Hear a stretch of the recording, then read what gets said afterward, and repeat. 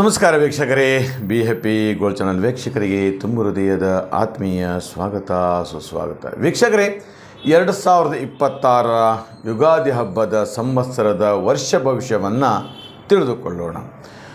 ಓಂ ನಮಃ ಸೂರ್ಯಾಯ ಚಂದ್ರಾಯ ಮಂಗಳಾಯ ಬುಧಾಯ ಚ ಗುರು ಶುಕ್ರ ಶನಿಭ್ಯಶ್ಚ ರಾಹವೇ ಕೇತವೇ ನಮಃ.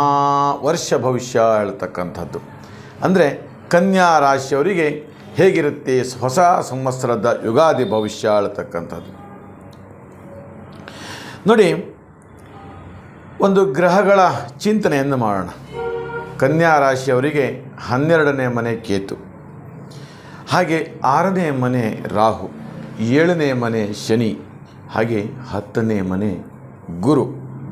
ಇದು ಒಂದು ಸರ್ವೇ ಸಾಮಾನ್ಯವಾಗಿರ್ತಕ್ಕಂತಹ ಗ್ರಹಗಳ ಬಲಾಬಲ ಹೇಳತಕ್ಕಂಥದ್ದು.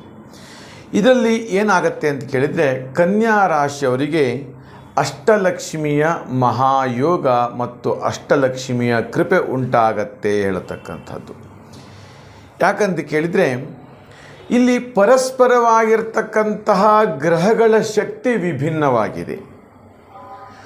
ಒಂದೊಂದು ಗ್ರಹವು ಕೂಡ ಒಂದೊಂದು ಯೋಗವನ್ನು ಅನುಗ್ರಹಿಸ್ತಕ್ಕಂಥದ್ದು. ಅದಕ್ಕೆ ಅಷ್ಟಮಹಾಲಕ್ಷ್ಮಿ ಯೋಗ ಹೇಳತಕ್ಕಂಥದ್ದು. ಮೊದಲನೇದು ಸ್ಥಾನ ಲಾಭ ಹೇಳತಕ್ಕಂಥದ್ದು. ನೀವು ಒಳ್ಳೊಳ್ಳೆ ಕೆಲಸ ಕಾರ್ಯದಲ್ಲಿದ್ದರೆ ಅಲ್ಲಿ ಉನ್ನತ ಸ್ಥಾನಮಾನಗಳು ಎಲ್ಲವೂ ಕೂಡ ಪ್ರಾಪ್ತಿಯಾಗತಕ್ಕಂಥದ್ದು. ಉದ್ಯೋಗದಲ್ಲಿ ಅಥವಾ ನಿಮ್ಮ ಸರ್ಕಾರಿ ಕಂಪ್ನಿಗಳಲ್ಲಿ ಅಥವಾ ಪ್ರೈವೇಟ್ ಕಂಪ್ನಿಗಳಲ್ಲಿ ಸ್ಥಾನ ಲಾಭ ಉಂಟಾಗುತ್ತೆ. ಆಮೇಲೆ ಸ್ತ್ರೀ ಭಾಗ್ಯ ಹೇಳತಕ್ಕಂಥದ್ದು. ನಿಮ್ಮ ಕೆಲವೊಂದಷ್ಟು ವೈಯಕ್ತಿಕವಾಗಿರ್ತಕ್ಕಂಥ ಬದುಕಿನಲ್ಲಿ ಆಸೆಗಳು, ಆಕಾಂಕ್ಷೆಗಳು, ಸ್ನೇಹಿತರು, ಹೀಗೆ ಇದನ್ನೆಲ್ಲ ಪಡಿಬೇಕು ಹೇಳ್ತಕ್ಕಂಥದ್ದು. ಹಾಗೆ ಅದರಿಂದ ಸಂತೋಷದಾಯಕವಾಗಿರ್ತಕ್ಕಂಥ ಒಂದು ಸುಖವನ್ನು ಅನುಭವಿಸಬೇಕು ಹೇಳ್ತಕ್ಕಂಥ ಹಾಗೆ ಕನ್ಯಾ ರಾಶಿಯವರಿಗೆ ಸಂತೋಷದಾಯಕವಾಗಿರ್ತಕ್ಕಂತಹ ಜೀವನ ಹೇಳ್ತಕ್ಕಂಥದ್ದು. ಪುತ್ರ ಲಾಭ ಹೇಳ್ತಕ್ಕಂಥದ್ದು. ಪುತ್ರದಿಂದ ಧನಲಾಭ ಮತ್ತು ಸಂತಾನ ಭಾಗ್ಯ ಹೇಳ್ತಕ್ಕಂಥದ್ದು. ಇಲ್ಲಿ ಮಕ್ಕಳು ಒಳ್ಳೆ ರೀತಿಯಲ್ಲಿ ಕೆಲಸ ಕಾರ್ಯಗಳನ್ನು ಮಾಡಿಕೊಂಡು ತನ್ನ ಮನೆಯನ್ನು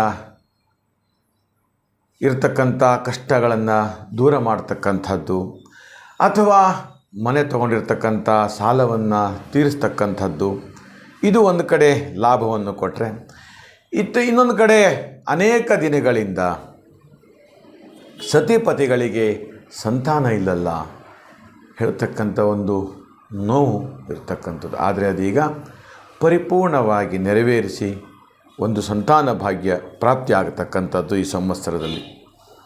ಇನ್ನು ಕಾರ್ಯಸಿದ್ಧಿ ಹೇಳ್ತಕ್ಕಂಥದ್ದು. ನೀವು ಆಲೋಚನೆಯನ್ನು ಮಾಡಿರ್ತಕ್ಕಂತಹ ಕೆಲಸ,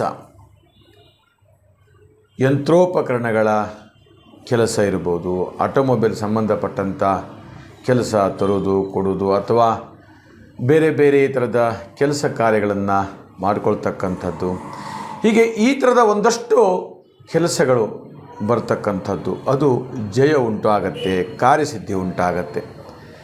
ಹಾಗೆ ನಾನಾ ರೀತಿಯಾದಂತಹ ವ್ಯಾಧಿಗಳಿಂದ ಮುಕ್ತವಾಗತಕ್ಕಂಥದ್ದು, ಧನಲಾಭ, ಹೀಗೆ ಈ ಥರದ ಎಲ್ಲವೂ ಕೂಡ ಒಂದಷ್ಟು ನನಸಾಗ್ತಾ ಇರತಕ್ಕಂಥದ್ದು. ಆರೋಗ್ಯ ಸುಧಾರಣೆ, ಆರ್ಥಿಕ ಅಭಿವೃದ್ಧಿ, ಆರ್ಥಿಕ ಜಯ, ಕುಟುಂಬದಲ್ಲಿ ನೆಮ್ಮದಿಯ ಒಂದು ವಾತಾವರಣಗಳು ಕೂಡ ಸಿಗುತ್ತೆ ಹೇಳ್ತಕ್ಕಂಥದ್ದು.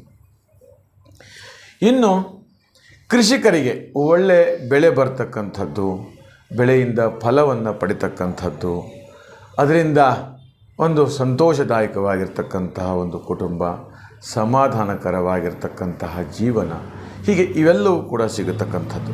ಯಂತ್ರೋಪಕರಣಗಳ ವಿಚಾರದಲ್ಲಿಯೂ ಕೂಡ ಸಾಕಷ್ಟು ಲಾಭಗಳನ್ನು ತಂದು ಫಲವನ್ನು ಕೊಡ್ತಕ್ಕಂಥದ್ದು. ಹಾಗೆ ಅನೇಕ ರೀತಿಯ ವಿಚಾರಗಳು ಇವೆಲ್ಲವೂ ಕೂಡ ಬರ್ತಕ್ಕಂಥದ್ದು ಕನ್ಯಾ ರಾಶಿಯವರಿಗೆ. ವಧುವರರಿಗೆ ವಿವಾಹಾದಿ ಯೋಗಗಳು ಮತ್ತು ಅನೇಕ ರೀತಿಯ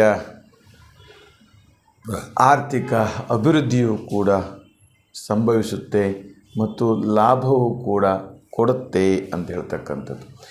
ಹೀಗೆ ಈ ಥರದ ಒಂದಷ್ಟು ವ್ಯವಹಾರ ಉದ್ಯೋಗಗಳಲ್ಲಿ ಕೂಡ ಹೆಚ್ಚು ಪ್ರಾಪ್ತಿಯಾಗತಕ್ಕಂಥದ್ದು. ಅಷ್ಟೇ ಅಲ್ಲ, ಪೂರ್ವ ದಿಕ್ಕಿಂದ ಮತ್ತು ಉತ್ತರ ದಿಕ್ಕಿಂದ ಹಣದ ಒಳಹರಿವು ಕೂಡ ಜಾಸ್ತಿ ಆಗುತ್ತಾ ಇರುತ್ತೆ. ದ್ರವ್ಯ ಲಾಭವೂ ಕೂಡ ಉಂಟಾಗತ್ತೆ. ಎಲ್ಲ ಕಡೆಗಳಲ್ಲಿಯೂ ಕೂಡ ಹೆಚ್ಚಿನ ಲಾಭ, ಧನ ಇವೆಲ್ಲವೂ ಕೂಡ ಪ್ರಾಪ್ತಿಯಾಗತ್ತೆ ಕನ್ಯಾ ರಾಶಿಯವರಿಗೆ. ಅಂದರೆ